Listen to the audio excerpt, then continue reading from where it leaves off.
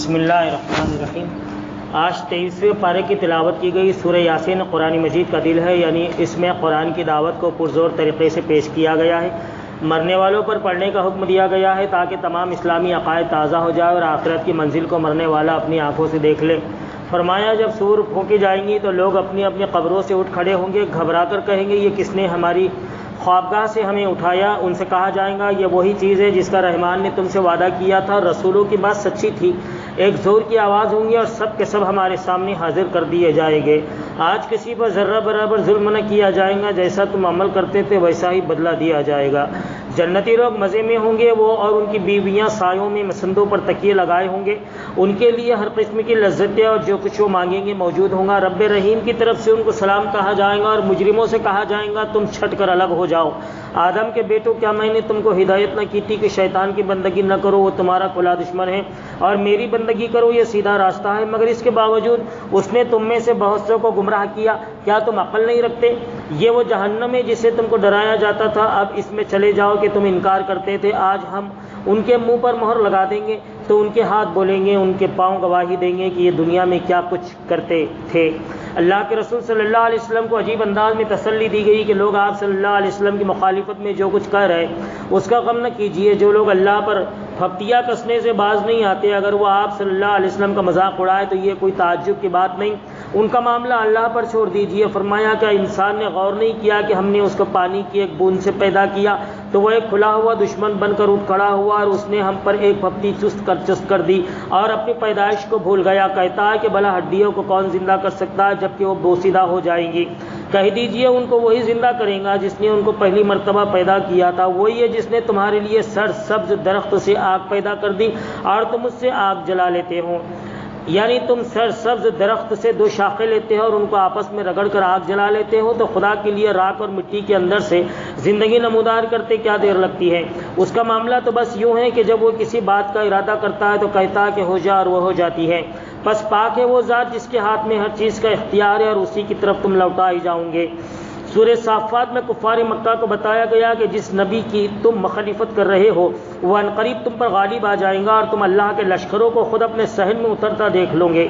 بس اے نبی صلی اللہ علیہ وسلم ذرا کچھ مدت تک انہیں ان کے حال پر چھوڑ دیجئے اور دیکھتے رہیے، عنقریب یہ بھی خوب دیکھ لیں گے۔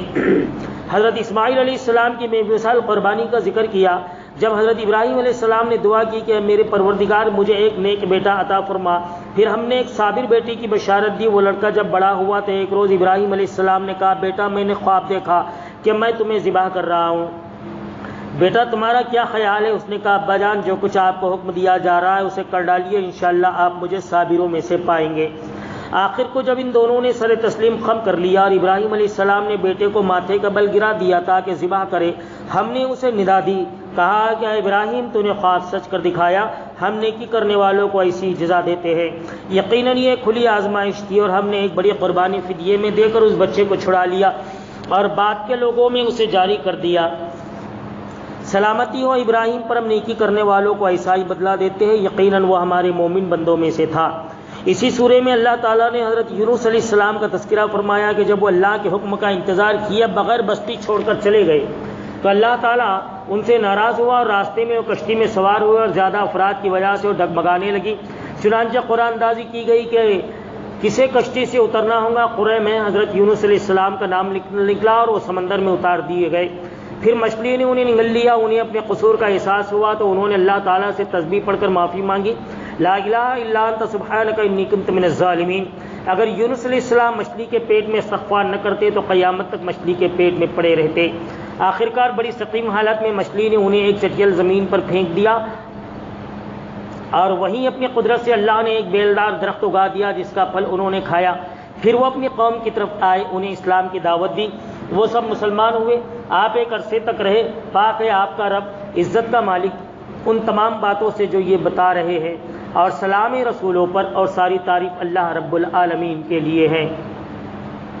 سورہ صاد کی ابتدا میں اس تبصرے سے ہوتی ہے، سورہ صاد کی ابتدا اس تبصرے سے ہوتی ہے جو اللہ نے قریش مکہ کی ان باتوں پر کیا ہے جو آپ صلی اللہ علیہ وسلم کی رسالت، توحید اور دین کی دعوت کے جواب میں بطور مہم آبادی میں کہتے پھرتے تھے۔ فرمایا انہوں نے تعجب کا اظہار کیا کہ انہی میں سے ایک بشر کیسے ڈرانے والا بن گیا، یہ تو جادوگر ہے نعوذ باللہ۔ اس نے تو سارے معبودوں کو ایک بنا ڈالا. یہ تو بڑی عجیب بات ہے. یقیناً یہ بات کسی اور غرض سے یعنی اپنی بادشاہت قائم کرنے کے لیے کہی جا رہی ہے. اور اگر خدا کو نبی بھیجنا ہی تھا تو بڑے بڑے مالدار سرداروں میں سے کسی کو بھیجنا تھا. اللہ نے جواب دیا کہ یہ ساری باتیں اس لیے کر رہے ہیں کہ انہوں نے ابھی میرے عذاب کا مزہ چکھا ہی نہیں. اگر یہ اتنے اہم ہوتے کہ ہم ان سے مشورہ کر کے نبی بناتے تو پھر یہ عرش الہی پر چڑھ کر فیصلہ بدلواتے. یہ تو ایک چھوٹا سا گروہ ہے جو اس شہر ہی میں شکست کھانے والا ہے یعنی مکہ میں. ان سے پہلے نوح علیہ السلام کے قوم اور ایکا والے بھی رسولوں کو جھٹلا چکے ہیں. جتھے اور گروہ تو وہ تھے، ان کے سامنے کیا حقیقت ہے ان کی، مگر میری سزا کا فیصلہ ان پر چپک کر رہا. یہ لوگ بس ایک دھماکے کے منتظر ہیں جس کے بعد دوسرا دھماکہ نہیں ہوگا. یہ چاہتے ہیں کہ یوم حساب سے پہلے ہی ان کا حساب چکا دیا جائے. سورہ 7 کے بعد اس تراویح میں سورہ زمر کے 3 رکوع شامل ہیں. یہ سورہ مسلمانوں کے مکہ سے حبشہ ہجرت کرنے سے پہلے نازل ہوئی ہے، کیونکہ اس سورے میں کہا گیا ہے کہ ارض اللہ واسعہ، اللہ کی زمین بہت وسیع ہے. اگر ایک ملک یا زمین اللہ کی بندگی کرنے والے پر تنگ کرتی گئی ہے تو دوسری جگہ چلے جاؤ. اس میں نبی صلی اللہ علیہ وسلم کی دعوت کا اصل مقصد واضح کیا گیا کہ انسان کو چاہیے کہ خالص اللہ کی بندگی اختیار کرے اور کسی دوسرے کی اطاعت اور عبادت سے اپنی خدا پرستی کو آلودہ نہ کرے. اور دین خالص صرف اللہ کا حق ہے. رہے وہ لوگ جنہوں نے اس کے سوا دوسرے سرپرست بنا رکھے ہیں اور کہتے ہیں کہ ہم ان کی عبادت صرف اس لیے کرتے ہیں کہ وہ اللہ تک ہمیں پہنچانے کا ذریعہ ہے. اللہ یقیناً ان کے درمیان ان تمام باتوں کا فیصلہ فرما دے گا جن میں وہ اختلاف کر رہے ہیں.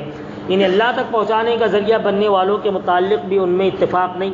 کوئی سورج چاند اور ستاروں کو دیوتا اور ذریعہ بنائے ہوئے ہیں، کوئی کسی اور کو. اس کا سبب یہ ہے کہ ان میں سے کسی کے پاس علم نہیں ہے کہ جس کی بنا پر ان کے اللہ تک پہنچانے کا ذریعہ ہونے کا یقین ہو سکے، اور نہ کبھی اللہ کے پاس سے کوئی ناموں کی فہرست آئی ہے کہ سب ان کو اس حیثیت سے مان لے. بس اندھی عقیدت میں محض اپنے قیاس سے اپنے پچھلوں کی اندھی تقلید کرتے چلے آ رہے ہیں. اس لیے اختلاف ہونا ضروری ہے. پھر اللہ نے انہیں کہا کہ اللہ کسی ایسے شخص کو ہدایت نہیں دیتا جو جھوٹا اور منکر حق ہو. یعنی ایسے لوگ جھوٹا گھڑا ہوا عقیدہ لوگوں میں پھیلاتے ہیں. پھر فرمایا کہ اگر اللہ چاہتا کہ کسی کو اپنا بیٹا بنائے تو اپنی مخلوق ہی میں سے کسی کو یہ مقام دیتا، مگر خالق و مخلوق میں یہ رشتہ ناممکن ہے. چنانچہ پاک ہے وہ اس سے کہ کسی کو بیٹا بنائے. وہ اللہ ہے اکیلا غالب. یہ مقام قرآن کے مشکل مقامات میں سے ہے. اس کا واضح مطلب یہ ہے کہ اللہ جس کو بھی بیٹا بناتا وہ بہرحال مخلوق ہوتا، اور مخلوق الوہیت میں شریک نہیں ہو سکتی. ہاں صرف برگزیدہ بزرگ ہو سکتی ہے. اس لیے اللہ نے کسی کو بیٹا نہیں بنایا. بناتا تو تمہیں ضرور خبر کرتا. اس نے اپنے رسولوں کو برگزیدہ کیا ہے، مگر وہ بھی اس کے بندے اور رسول ہیں، الوہیت میں شریک نہیں ہے. اللہ اور کائنات کے صحیح تعلق کے بارے میں وضاحت کی کہ اس نے آسمانوں اور زمین کو برحق پیدا کیا ہے. وہی دن پر رات اور رات پر دن کو لپٹتا ہے. اس نے سورج اور چاند کو اس طرح مسخر کر رکھا ہے کہ ہر ایک مقرر وقت کے تک چلا جا رہا ہے.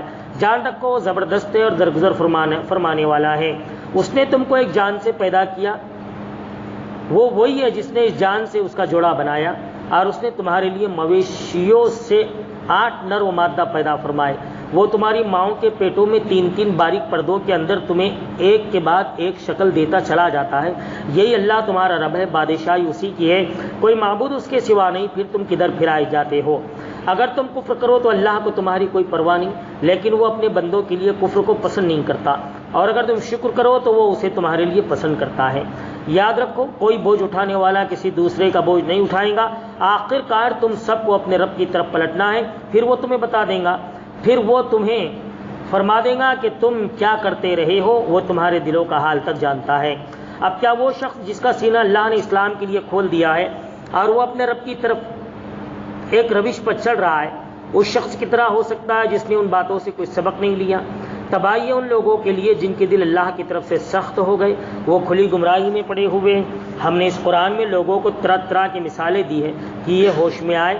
ایسا قرآن جو عربی زبان میں ہے، جس میں کوئی کجی نہیں ہے، تاکہ وہ برے انجام سے بچے. اللہ ایک مثال دیتا ہے کہ ایک شخص تو وہ ہے جس کے بہت سے بد مزاج آقا ہو اور ہر ایک اس کو اپنی طرف کھینچ رہا ہو کہ وہ اس کی خدمت کرے، اور سب ایک دوسرے کے خلاف حکم جاری کرتے ہوں، اور جس کی خدمت کرنے یا حکم ماننے میں وہ کوتاہی کرے وہی اسے ڈانٹے اور پھٹکارنے لگے اور سزا دینے پر تل جائے. اس کے برخلاف وہ شخص ہے جس کا صرف ایک ہی آقا ہو اور اسے بس ایک ہی کی خدمت کرنی اور اسی کو راضی کرنا ہو، کیا ان دونوں کا حل برابر ہو سکتا ہے؟ سوچو، کون امن اور چین میں رہیں گا، ایک کا غلام یا بہت سے آقاؤں کا غلام؟ اے نبی صلی اللہ علیہ وسلم، آپ کو بھی اللہ کے سامنے جانا ہے اور ان لوگوں کو بھی وہیں پہنچنا ہے۔ آخر کار قیامت کے دن سب اپنے رب کے حضور اپنا مقدمہ پیش کریں گے۔ 19ویں تراویح کا بیان ختم ہوا۔ اللہ تعالی ہم سب کو قرآن پڑھنے، اس کو سمجھنے، اس پر عمل کرنے کی توفیق عطا فرمائے۔ اللہ اس کی برکتوں سے ہمارے شہر، ملک، العالم اسلام کے حالات تبدیل فرمائے۔